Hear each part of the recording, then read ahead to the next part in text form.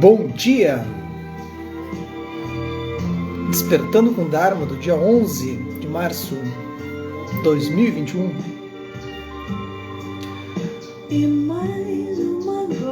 Bom dia, Jaque. Oi, Carolina. Oi, Isadora, tudo bem? Bom dia, Rosa. Oi, André. O que está acontecendo aí, André, que vocês estão acordando tão cedo? Oi, Ana Tereza, tudo bem? Jonathan, tudo bem? Bom dia, Silvia. Bom dia, Rúbia. Oi, Úrsula, Isis. Oi, Jaque, tudo bem? Essa é a Cel e o Lineker com Via Láctea. Oi, Josinha, tudo bem? Esse é o Lineker. Oi, Fabiola. Essa música chama Via Láctea.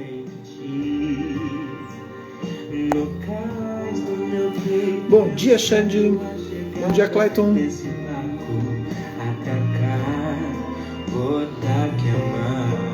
Essa música é linda, eu acho muito bacana o Lineker. Tem um timbre de voz maravilhoso.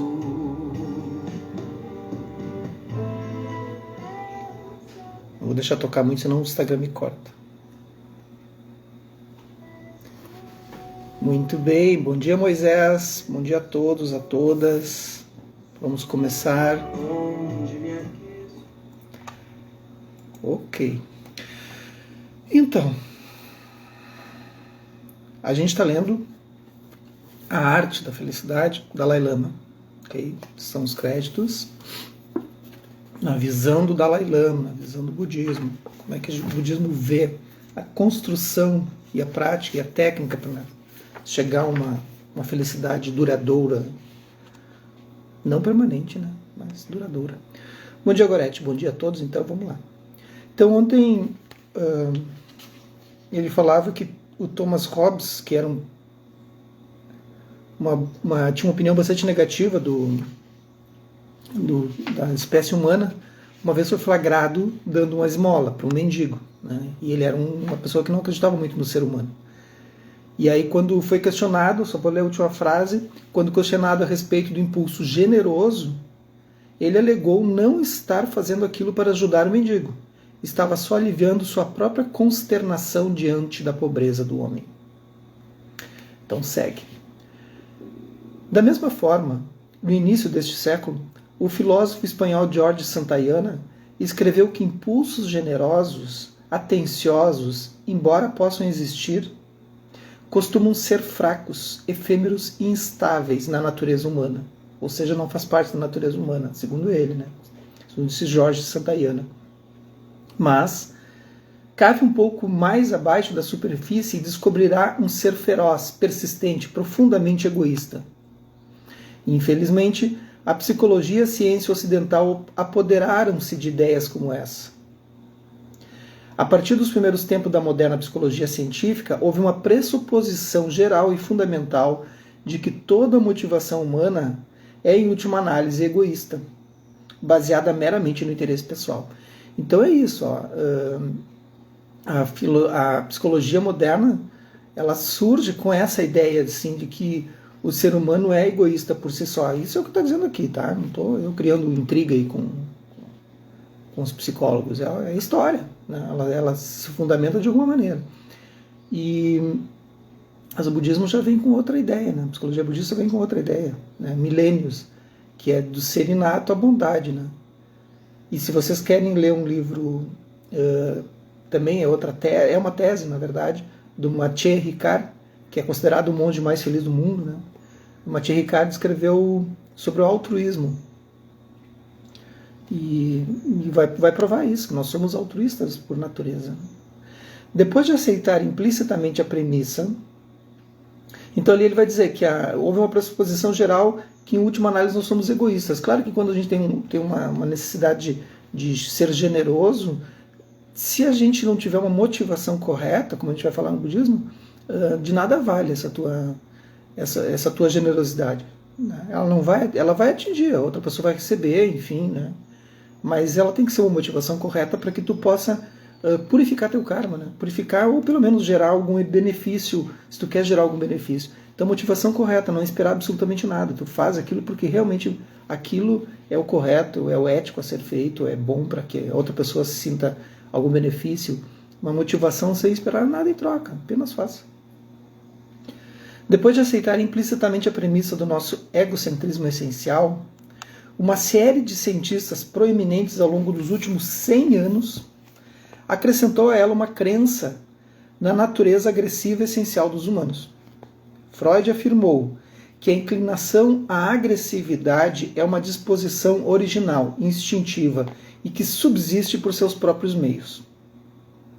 Na segunda metade do século, dois autores em especial, Robert Harder e Konrad Lorenz, não conheço, observaram padrões de comportamento animal em certas espécies de predadores e concluíram que os seres humanos eram basicamente predadores também, providos de um impulso inato ou instintivo para lutar por território.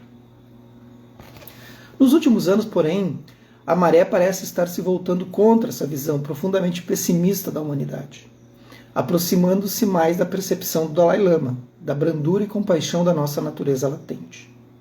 Ao longo das 2 ou 3 últimas décadas, houve literalmente centenas de estudos científicos que indicaram que a agressividade não é essencialmente inata e que o comportamento violento é influenciado por uma variedade de fatores biológicos, sociais, situacionais e ambientais.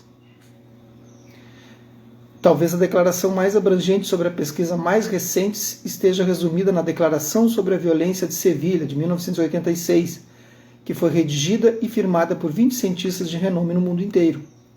Neste texto, eles naturalmente reconheceram que o comportamento violento ocorre sim, mas afirmaram categoricamente que é incorreto em termos científicos dizer que temos uma tendência herdada para entrar em guerras ou para agir com violência. Esse comportamento não está programado geneticamente na natureza humana. Disseram que apesar de termos o sistema neural necessário para agir com violência, esse comportamento em si não é ativado de modo automático. Não há nada na nossa neurofisiologia que nos obrigue a agir com violência. Ao examinar o tema da natureza humana essencial, a maioria dos pesquisadores no campo percebe atualmente que, no fundo, temos o potencial para nos tornarmos pessoas serenas, atenciosas ou pessoas violentas, agressivas. O impulso que acaba sendo realçado é em grande parte por uma questão de treinamento. Então é aquilo, é a semente que tu quer fazer brotar, assim, né? A questão é que nós ocidentais somos muito céticos quanto a tudo, assim, né? E quase todos, né? Agora isso está mudando, obviamente, né? Por isso que eu estou aqui falando sobre o Dharma. Mas isso já poderia ter sido diferente se não fosse um deslize da história. Não um deslize ruim, é um deslize natural e bom, né, que trouxe muitos benefícios. Mas em 1900, um cara chamado William James, que foi o pai da psicologia, ele foi o primeiro professor de psicologia que existiu no planeta, assim, né, psicologia moderna, né, que provém da filosofia. Então, o William James ele foi o primeiro professor de Harvard também, nessa área de psicologia. Ele vai lá e coloca a psicologia dentro de Harvard. E ele, em 1903, já com essa visão dele assim muito avançada, ele percebe que só a psicologia não daria conta. Então, a psicologia é baseada nos ensinamentos de Freud e tudo mais, né, psicanálise. E ele traz um monte de budista do budismo, se não me engano, Theravada, em 1913, para dar uma palestra em Harvard. E ele avisa, ele lança a pedra, ele diz, nas próximas décadas, essa será a psicologia que vai tomar conta.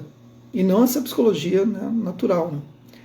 E eu não, concordo ou não concordo, porque as duas têm que caminhar juntas. Assim, né? Tem coisas que o budismo ajuda e tem coisas que não ajudam. Tem coisas que a psicologia moderna é extremamente eficiente. Extremamente eficiente. Né? A relação com o ser assim, é outra. Mas ele lançou que as duas poderiam caminhar juntas, né? E houve um momento em que ela se perdeu um pouquinho, assim, o budismo se perdeu um pouquinho porque ele foi levado muito para o lado esotérico por muitas pessoas. E aí se levou para o lado ritual, assim, e se perdeu esse estudo do estudo da mente. Então o que interessa para nós aqui? Que as pessoas aqui no Ocidente resolveram fazer Ali ele diz, Freud afirmou que a inclinação à agressividade é uma disposição original, instintiva. Só que o Freud também, no seu tratado chamado Estimável e Inestimável, foi o último tratado dele, ele dá o braço a torcer que o budismo tinha razão, mas aí já não dá mais tempo dele testar isso, dá o braço a torcer que o budismo tinha razão sobre a interferência da realização do self, né, do narcisismo, assim. E aí o Freud não estudou, mas o Jung estudou, e o Jung rompe com o Freud. Então isso é a história, né? Mas a história é importante para mostrar isso, que a gente poderia ter tomado um outro rumo, assim, mais humano, assim, de alguma forma. Mas a gente está tomando, a gente está aproveitando. E não acho que o budismo é a salvação do negócio, esqueçam isso, também não é. Ele é mais uma ferramenta, é só isso, mais uma ferramenta, e que não necessariamente seja melhor. Ela serve para algumas pessoas, para outras não serve. Pesquisadores contemporâneos refutaram a ideia da agressividade inata da humanidade. Não só isso, mas a ideia de que os seres humanos têm um egoísmo inato também está sofrendo ataque. Estudiosos como Daniel Batson ou Nancy Eisenberg, do Arizona, realizaram numerosas pesquisas ao longo dos últimos anos que demonstram que seres humanos têm uma tendência ao comportamento altruísta. Alguns cientistas, como a socióloga Linda Wilson, procuram descobrir que isso acontece. Ela propôs a hipótese de que o altruísmo pode fazer parte do nosso instinto básico de sobrevivência, o exato oposto das ideias de pensadores anteriores, que postulavam que a hostilidade e a agressividade era a principal característica do nosso instinto de sobrevivência. Era muito comum, né, do século XIX ali, esse pessimismo, assim, né, essa melancolia com a vida, né? Tanto que tu pode olhar isso na literatura. Olha os clássicos, né? A melancolia que existia, né? É só tu acompanhar, ler os clássicos, você vai ver que não é uma coisa, não era uma sociedade muito saudável, assim. Era melancólica, né? Deprimente, né? Era essa a visão da sociedade. Mas a visão agora é outra, né? Descobriu que o trabalho em conjunto para ajudar uns aos outros costumava afastar a possibilidade de problemas psicológicos no futuro, problemas que poderiam ter resultado do trauma. A tendência a criar fortes laços com outros em ações destinadas ao bem-estar dos outros tanto quanto ao próprio pode estar profundamente enraizada na natureza humana, tendo sido criada no passado remoto, quando aqueles que se uniam e faziam parte de um grupo tinham uma chance maior de sobreviver. Ainda voltando a essa questão da melancolia. E é muito natural que pessoas da nossa idade, assim, 50 para mais, da minha idade, 50 para mais, tenham uma tendência a alguma melancolia, porque é muito próximo os nossos pais, nossos ancestrais próximos, desses outros ancestrais do século XIX ali. Então traz essa carga, né? É muito natural que você tenha isso. Mas se rompe com isso, é um treinamento, né? Cabe a ti escolher fazer isso ou não. Então é muito natural, então não se culpem. Se tu tem um lado mais melancólico, é a genética muito próxima aqui, foi uma porta que nem fechou ainda, né? E aí vem a psicologia moderna, e ela dessa forma ela traz essa luz, assim, traz uma luz para dentro dessa mente melancólica, né? E mente histérica, né, que existia antes. E necessidade de fortes vínculos sociais persiste até hoje. Em estudos, como por exemplo de um realizado por Larry, com o objetivo de pesquisar os fatores de risco para a doença coronariana, descobriu-se que pessoas tinham o foco mais concentrado em si mesma. Aquelas que se referiam a si mesmas usando o pronome eu, mim e meu, com maior frequência numa entrevista, tinham maior probabilidade de desenvolver doença do coração, mesmo quando outros comportamentos prejudiciais à saúde estavam sob controle. Então, quando tu é muito preso ao teu eu, assim, né? Cuidado. Cientistas estão descobrindo que as pessoas a quem faltam fortes laços sociais parecem ter a saúde frágil, níveis mais altos de infelicidade e uma maior vulnerabilidade ao estresse. Então, relacionem-se. Tomar a iniciativa de ajudar os outros pode ser tão essencial à nossa natureza quanto a comunicação. Seria possível traçar uma analogia com o desenvolvimento da linguagem. que a semelhança da capacidade para a compaixão e o altruísmo é uma das esplêndidas características da espécie humana. Às vezes as pessoas acham que altruísmo e relação é dar alguma coisa física, assim, né? Só material. Essa é uma das coisas, né? Se tu pode dar, se tu quer dar, dê. Isso não é um problema. Mas às vezes pode ser só uma generosidade, que é o primeiro paramita, né? Foi lido no último livro, inclusive, que é a primeira paramita, que é o caminho para a perfeição. Generosidade, às vezes, de escutar o outro. Dá o teu ombro, escuta o outro com atenção. Isso é um modo de altruísmo também. Ou tu apenas ouvir. As pessoas às vezes só querem esse acolhimento, assim, só querem ser ouvidas, né? E deu, mais nada. Determinadas áreas do cérebro são especialmente devotadas ao potencial para a linguagem. Se formos expostos às condições ambientais adequadas, ou seja, a uma sociedade que fala, essas áreas distintas do cérebro começam a se desenvolver e a amadurecer à medida que nossa capacidade para a linguagem for crescendo. Da mesma forma, todos os seres humanos podem ter como dom natural a semente da compaixão. Eu falo muito sobre isso aqui, né, sobre compaixão. Então esse livro foi escrito há 20 anos atrás, estávamos trabalhando muito isso. Agora isso está muito forte, muito forte. E volto a dizer, muito forte, mas não no Brasil. E eu estou falando de forma científica. Eu tenho acompanhado muitos os artigos científicos que têm se lançado por aí. Não se tem estudos ainda, se tem muito fraco, tipo para uma elite, assim, uma elite que tem acesso.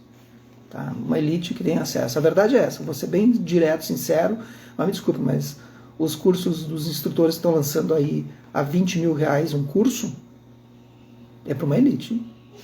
Totalmente, né? Então, me desculpe, mas não se tem acesso a isso. É zero acesso. Ninguém tem 20 mil para pagar para um curso de 8 meses. Tá? Me desculpe, mas quem tem, bacana, hein? Tá bem. Mas não faz sentido isso. Os cursos têm que ter, as pessoas têm que ter acesso a esses cursos pipocando por aí, justamente para rebater e a sociedade mudar. Mas tu ter acesso a umas informações como eu tenho aqui e transformar isso num curso de R$20 mil, no mínimo eu acho que é se apropriar de uma coisa que não é tua. Porque isso aqui não é meu.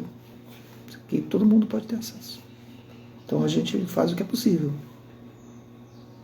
Então tá, né? Então as pesquisas aqui é um absurdo. Estados Unidos e Alemanha estão infinitamente na frente, uns 30 anos na frente. Infelizmente nós vamos demorar muito tempo para atingir isso. E essa sociedade não vai mudar tão cedo. Quando expostas às condições adequadas em casa, na sociedade como um todo e mais tarde talvez por meio de nossos próprios esforços direcionados, essa semente vicejará a semente da compaixão. Com essa ideia em mente, pesquisadores estão agora procurando descobrir as condições ambientais ótimas que permitam que a semente da atenção e compaixão pelos outros amadureça em crianças. Já identificaram alguns fatores: ter pais capazes de moderar suas próprias emoções, que sejam modelos de comportamento atencioso, que estabeleçam limites adequados para o comportamento dos filhos, que comuniquem à criança que ela é responsável pelo seu próprio comportamento e que usem a argumentação para ajudar a direcionar a atenção das crianças para estados emocionais ou afetivos, bem como para as consequências dos seus comportamentos sobre os outros. Nós estamos passando por um momento, quem tem filhos pequenos aí que eu sei, eu conheço alguns que têm, é um momento muito crítico, assim, muito que vai respingar lá na frente daqui a alguns anos e vai ser bem grave, assim. E eu não queria estar na pele dos pais agora nesse momento. Tem crianças que estão em processo de alfabetização e que não foram para a escola no passado, né? E eu não estou defendendo que tem que ir para a escola ou não tem que ir para a escola, não consigo avaliar esse aspecto todo assim, né? Isso aí tem técnicos e profissionais que estão avaliando, né? Se pode ir para a escola, não pode ir para a escola. Isso são os técnicos que fazem. A gente não tem que estar dando opinião sobre isso. Mas que vai dar problema, vai, né? Porque as crianças deveriam estar sendo alfabetizadas e socializadas e aí vão alfabetizar com 7, 8, 9 anos de idade. Conheço o caso real, né, de filhos assim, de pessoas mais humildes assim, que não tem acesso à educação, não tem acesso online, não tem acesso a... Não tem nem como educar o filho em casa. Aquela coisa da aula online para essas pessoas é tipo... Nem computador tem. O celular é só para ligar, né? E essas pessoas, elas têm filhos com 9 anos que ainda não sabem ler nem escrever. Não tem acesso, é zero acesso. Então tu imagina, com 9 anos. Aí perde aquele início, né? E depois perde a vontade de ir para a escola, né? Já é mais mocinho, né? Rapazinho. Aí já não quer mais. Isso vai ser um baita problema. Não sei como é que vão lidar com isso. Enfim. Porque quem tem filhos em casa e consegue dar essa atenção, está sendo excelente, mas isso aí, de novo, né, é uma elite. Né? Então, considerem-se privilegiados, que essa é a verdade. Merecedores, claro, merecedores. Mas é um privilégio, né, esse merecimento. E tem muita gente que não tem. E isso é bem grave, assim, bem grave. Uma revisão dos nossos pressupostos básicos acerca da natureza latente dos seres humanos, de hostil para solidária, pode abrir novas possibilidades. Se começarmos por pressupor um modelo de todo comportamento humano baseado no interesse pessoal, um bebê serve de exemplo perfeito como prova dessa teoria. Ao nascer, os bebês parecem estar programados com apenas uma ideia na cabeça: a gratificação das suas próprias necessidades, alimento, conforto físico e assim por diante. Entretanto, se eliminarmos esses pressupostos egoísta básico, um quadro totalmente novo começa a surgir. Poderíamos com a mesma facilidade dizer que um bebê nasce programado para apenas uma coisa: a capacidade e o objetivo de trazer prazer e alegrias aos outros. Olha a forma do enfoque, né? Que tu olha assim, já muda tudo, né? Pela simples observação de um bebê saudável, seria difícil negar a meiga natureza latente dos seres humanos. E a partir dessa nova perspectiva, poderíamos defender com sucesso a hipótese de ser inata a capacidade de dar prazer ao outro, a quem lhe devota cuidados. Por exemplo, no recém-nascido, o sentido do olfato é desenvolvido até talvez apenas 5% da capacidade de um adulto, e o sentido do paladar é pouquíssimo desenvolvido. Mas o que existe desses sentidos no recém-nascido está voltado para o cheiro e para o sabor do leite materno. O ato de amamentar não só fornece nutrientes ao bebê, ele também serve para aliviar a tensão nos seios. Logo, poderíamos dizer que o bebê nasce com uma capacidade inata para dar prazer à mãe, por meio do alívio da tensão nos seios. Um bebê também está programado em termos biológicos para reconhecer e reagir a rostos. E são poucas as pessoas que deixam de sentir um prazer autêntico quando um bebê fita inocentemente seus olhos e sorri. Tem um estudo de um pesquisador chamado Paul Ekman, que inclusive serviu como base para uma série que eu não lembro o nome, e sobre esqueci a palavra, sobre a forma dos rostos, né, as emoções que os rostos transmitem, né? E esse estudo é super recente, assim, não é tão antigo. Alguns etólogos formularam uma teoria a partir da constatação, propondo que quando um bebê sorri para quem cuida dele, ou olha direto para os olhos dessa pessoa, esse bebê está cumprindo um projeto biológico profundamente arraigado, que instintivamente ele está liberando comportamentos ternos, atenciosos, meigos na pessoa que lhe presta cuidados, que por sua vez também está obedecendo uma ordem instintiva igualmente irresistível.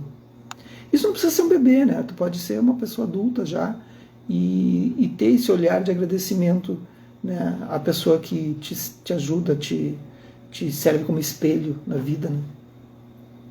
À medida que mais pesquisadores saem em campo para descobrir objetivamente a natureza dos seres humanos, a concepção do bebê como uma trouxinha do egoísmo, uma máquina de comer e dormir, está cedendo lugar a uma visão de um ser que vem ao mundo com um mecanismo inato destinado a dar prazer aos outros, exigindo apenas as condições ambientais adequadas para permitir que a semente de compaixão latente e natural germine e cresça.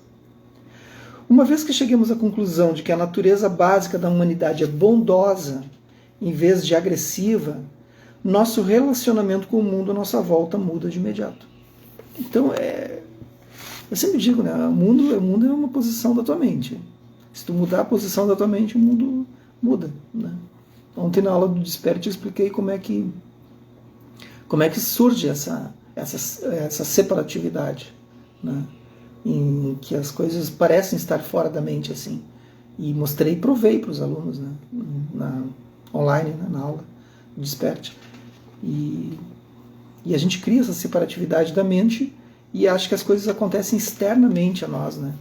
E não é assim que acontece.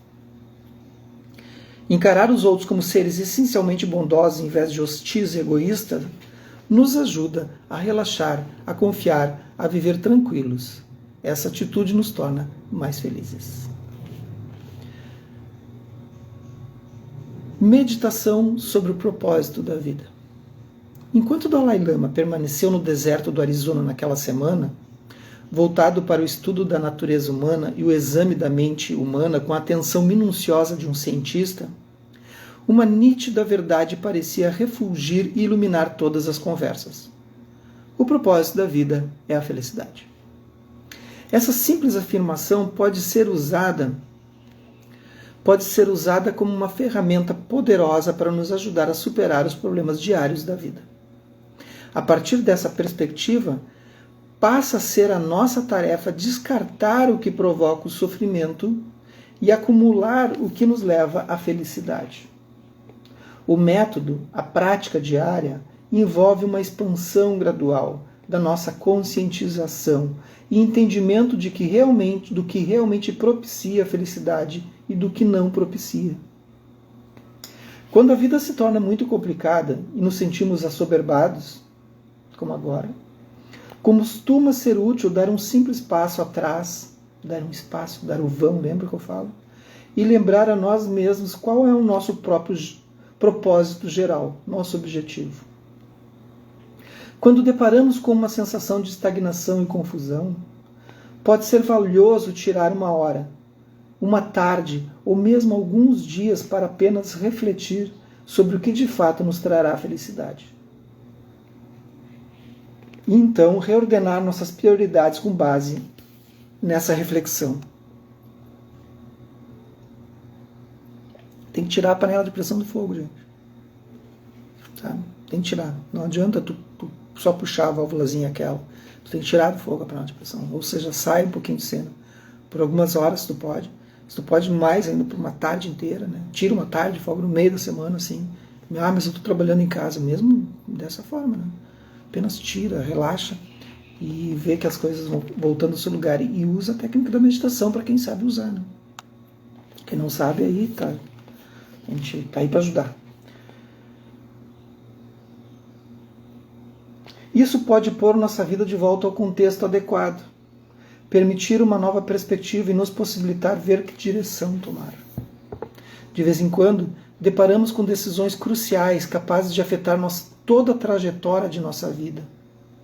Podemos, por exemplo, resolver que vamos nos casar, ter filhos ou iniciar estudos para tornarmos advogados, artistas ou eletricistas.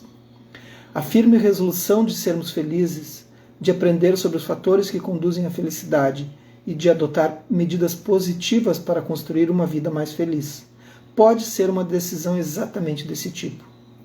Então, a gente tem que ter um pouco de cuidado, assim, né? Vai tomar uma decisão. Dá um passo atrás e observa tudo. A adoção da felicidade como um objetivo legítimo e a decisão consciente de procurar a felicidade de modo sistemático podem exercer uma profunda mudança no restante de nossas vidas. O entendimento que o Dalai Lama tem dos fatores que acabam propiciando a felicidade é baseado em toda uma vida de observação metódica da própria mente, de exames da natureza, da condição humana e de investigação desses aspectos dentro de uma estrutura estabelecida pela primeira vez pelo Buda há mais de 25 séculos. E é a partir dessa tradição que o Dalai Lama chegou a algumas conclusões explícitas sobre quais atividades e pensamentos são mais valiosos. Ele resumiu suas crenças nas seguintes palavras, que podem ser usadas como uma meditação. Então, amanhã a gente vai descobrir o que o Dalai Lama vai nos dar como palavras. Não, vamos terminar agora, gente. Eu vi aqui que é só mais um minuto, daí a gente entra para o próximo capítulo. Pode ser? Vou continuar. Às vezes, quando me encontro com velhos amigos, lembro-me como o tempo passa depressa. E isso faz com que eu me pergunte se utilizamos nosso tempo bem ou não. A utilização adequada do tempo é de extrema importância. Enquanto tivermos esse corpo, e especialmente esse assombroso cérebro humano, creio que cada minuto é algo precioso. Nossa existência diária é repleta de esperança, embora não haja nenhuma garantia quanto ao nosso futuro. Não há nenhuma garantia de que amanhã, a esta hora, estaremos aqui. Mesmo assim, trabalhamos para isso apenas com base na esperança. Portanto, precisamos fazer o melhor uso possível do nosso tempo. Creio que a melhor utilização do tempo é a seguinte: se for possível, servir aos outros, e aos outros serem sencientes. Se não for possível, pelo menos procurar não prejudicá-los. Creio que esta é toda a base da minha filosofia. Tá ótimo, né? Logo, reflitamos sobre o que realmente tem valor na vida, o que confere significado à nossa vida, e fixemos nossas prioridades com base nisso. O propósito da nossa vida precisa ser positivo. Não nascemos com a finalidade de causar problemas, de prejudicar os outros. Para que nossa vida tenha valor, creio que devemos desenvolver boas qualidades humanas essenciais: o carinho, a bondade, a compaixão. Com isso, nossa vida ganha significado e se torna mais tranquila e mais feliz. Então, se tu não vai fazer alguma coisa boa para alguém, pelo menos não prejudica com tuas atitudes, fala ou gestos. Ok? Então, que os méritos desse nosso encontro, dessa nossa prática se expandam e toquem a todos, que nós possamos nos tornar um caminho iluminado, sem prejudicar o caminho dos outros. É esse o caminho iluminado. Tá bem? Até amanhã. Obrigado pela paciência e generosidade de vocês estarem aqui.